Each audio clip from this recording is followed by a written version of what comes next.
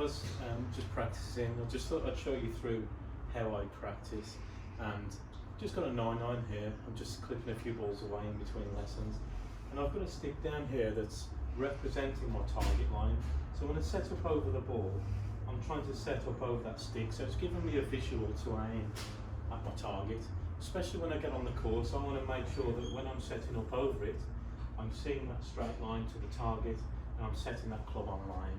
From there I've got a stick down in between my feet that is going to represent the ball position. So I know with the 9-iron, I want to get the ball and the club in the centre, ball just forwards of centre, so I'm going to match that with my feet. You can see the distance either side of the stick.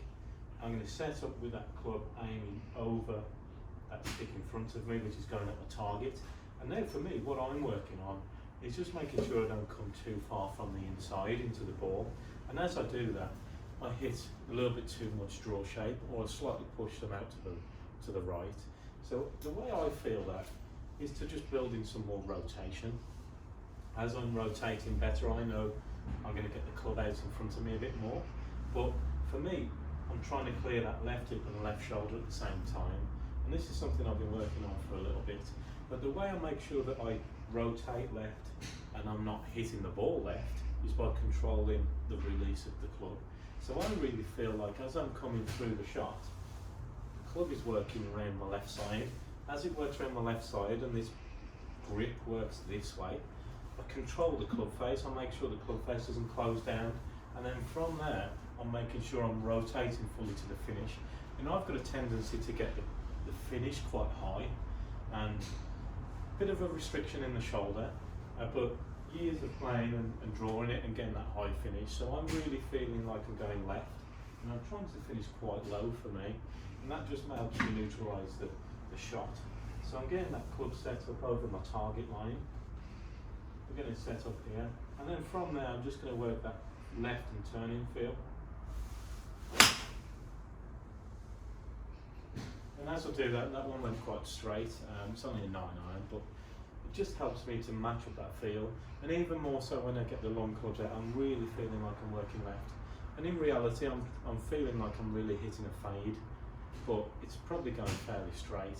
It just stops me from overturning it right to left. And you can see when I've got set up here, I've got 3 balls. So I hit that first one as a full shot. That next one for me is going to be a drill, and this is how I practice all the time, especially with the short clubs.